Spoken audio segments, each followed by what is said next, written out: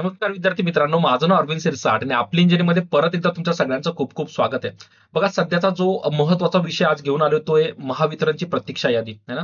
थोडंसं एक डिस्कशन होणं खूप आवश्यक आहे की नेमकं या पोस्टमध्ये नेमकं चालू काय आणि कोणकोणत्या गोष्टी आहे ज्या आपण थोड्याशा लक्ष दिलं पाहिजे, प्लस महावितरणला सुद्धा त्याच्यात लक्ष घालावंच लागेल. या गोष्टी त्यांच्या निदर्शनास आणून द्यावीच लागतील. अशा काही पॉईंटचं आपण आज डिस्कशन करणार आहोत, है ना.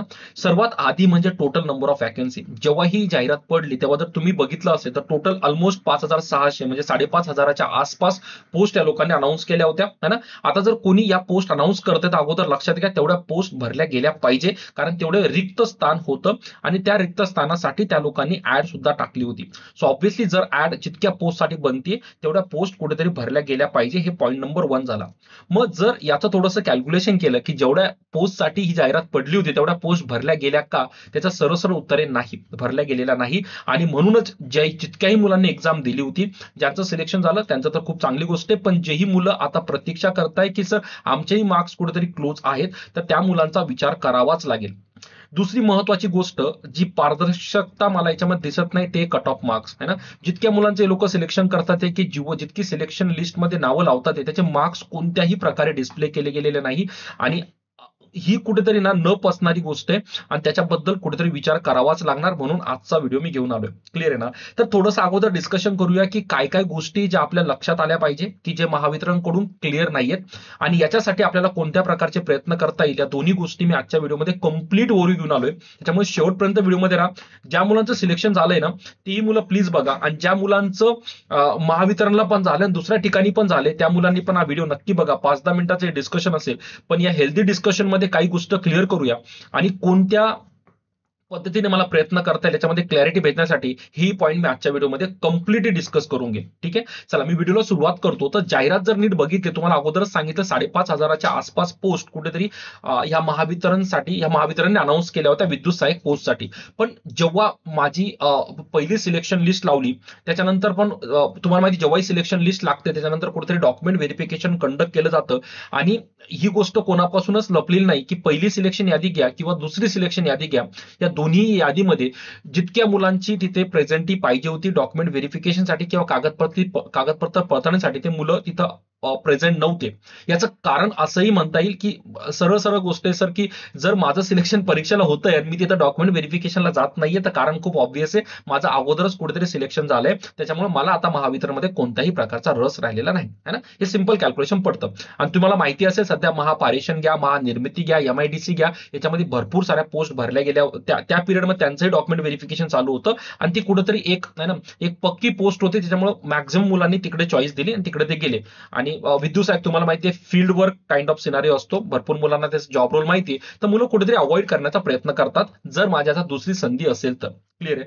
मग जेव्हा सिलेक्शन लिस्ट लावल्या गेली, बघा मी पहिल्या सिलेक्शन यादीबद्दल पण बोलतोय, दुसऱ्या सिलेक्शन यादीबद्दल पण बोलतोय, आणि याच्यानंतर जेव्हा ही कागदपत्र पडताळणी केली गेली, जर याचं एक रफ टफ कॅल्क्युलेशन केलं तर याचं कॅल्क्युलेशन खूप क्लिअर आहे की जवळजवळ 1,000+ पोस्ट अजूनही रिकामे आहेत की ज्या मुलांचं महावितरण आणखी डोळे झाकून वाट बघतंय की भाऊ त्यांनी यावं आणि कागदपत्र पडताळणी कळून जावं, पण असं काहीही होणार नाहीये, कारण त्या मुलांनी अगोदरच कुठेतरी पोस्ट काढली, राईट आहे ना. महावितरणकडून दुसरी जी महत्वाची गोष्ट आहे जी कोणत्याही प्रकारची क्लॅरिटी माझ्याकडे नाहीये ती आहे माझी प्रतीक्षा यादी, है ना. ऑब्व्हियसली दोन गोष्टीची मला सरळ त्या लोकांनी क्लॅरिटी द्यावी. पहिली मुद्दा म्हणजे तुम्ही जेव्हा 17 ऑक्टोबरला एक प्रसिद्ध पत्र जाहीर केलं होतं, है ना, मी ते टेलिग्रामला सुद्धा अपलोड केलं तुमच्या प्रूफसाठी किंवा भरपूर जणांनी ते बघितलं पण असेल. त्या प्रसिद्ध पत्रानुसार ते लोक बोलले होते की आम्ही 50% प्रतीक्षा यादी लावू. मग ती यादी कुठे आहे, है ना. त्या मुलांची यादी लावलीच नाहीये, त्याची मुलं डोळे झाकून वाट बघतात आणि आम्ही बोलत नाहीये, तुमचेच कागदपत्र बोलताय. तुम्हीच बोलले होते की आम्ही 17 नोव्हेंबरच्या पहिल्या हप्त्यात, असं त्याच्यात क्लिअरली लिहिलंय की माझ्या नोव्हेंबरच्या पहिल्या हप्त्यामध्ये पहिल्या वीकमध्ये आम्ही कुठेतरी ती प्रतीक्षा यादी टाकू, ते कोणत्याही प्रकारे टाकल्या गेली नाहीये. ठीक आहे सर, आम्ही मानतो की थोडाफार डिले होऊ शकतो, पण जर डिले होतोय ती तारीख आम्हाला सांगा ना की सर आमच्याकडून नोव्हेंबरमध्ये लावल्या गेली नाही, काही कारण असतो तर आम्ही डिसेंबरला लावू, नोव्हेंबरच्या शेवटच्या हप्त्यात लावू. याच्या प्रकारची कोणतीही क्लॅरिटी महावितरणकडून आणखी अद्याप आलेली नाही. दुसरा महत्वाचा मुद्दा की जर टोटल पोस्ट माझ्या एवढ्या होत्या तर त्या टोटल पोस्ट पैकी आतापर्यंत किती पदं भरली गेली, किती पदं रिक्त आहे आणि त्या रिक्त पदासाठी आम्ही काय ऍक्शन घेणार आहोत याचीही क्लॅरिटी कुठेही महावितरणने आतापर्यंत दिलेली नाही. आणि त्याची मुलं भरपूर वाट बघतात, ते ईमेल करतात, ते भरपूर साऱ्या गोष्टी चालू आहेत. आणि जी एक महत्वाची गोष्ट जी तुमच्याही लक्षात आली पाहिजे आणि महावितरणच्या पण लक्षात आली पाहिजे, जर तुम्ही कोणता मुलगा सिलेक्शन यादीमध्ये लावता ते तर त्याचे मार्क्स पण सांगा की किती मार्क्स पर्यंत त्याचं सिलेक्शन झालंय. इथं जे मुलांना एक चांगल्या प्रकारे स्कोर आहे तेही मुलं वाट बघता, अरे माझा पण तर स्कोर चांगला होता. इव्हन विश्वास ठेवा, मला खूप असे कॉल्स नक्की आले की सर माझा एवढा स्कोर होता तरी माझं सेकंड सिलेक्शन यादीत नाव आलं नाही. आता जर ते लोक मार्कच सांगत नाही किती मार्कापर्यंत ते लोक सिलेक्शन करतात, त्याच्याला मी कट ऑफ मार्क्स म्हणतो, तोपर्यंत जे घरी बसलेले मुलं आहेत त्यांना तर हे समाधान बिलकुल पटणार नाही ना सर, की आम्हाला एवढे मार्क्स होते तरी आमचं सिलेक्शन का झालं नाही. तर मार्क्स लावणं हा जो एक महत्वाचा मुद्दा आहे तो पण कुठेतरी पेंडिंग आहे.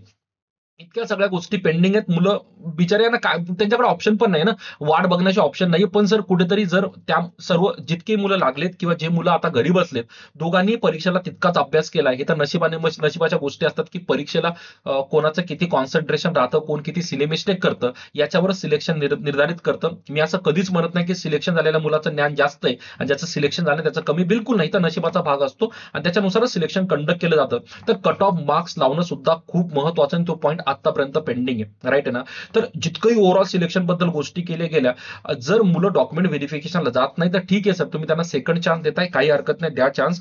पण मला ही गोष्ट आणि त्यांना ही गोष्ट खूप चांगली कळते की मुलं येत नाहीये म्हणजे कुठेतरी त्यांचं सिलेक्शन झालं असावं. आता जे नवीन सिलेक्शन प्रतीक्षा यादी जी सॉरी आता जे या लोकांनी लिस्ट लावली होती की इतके इतके मुलं डॉक्युमेंट व्हेरिफिकेशनला नव्हते, म्हणजे काउंट दिला नाही पण त्यांना सांगितलं की तुम्ही परत डॉक्युमेंट व्हेरिफिकेशनला या.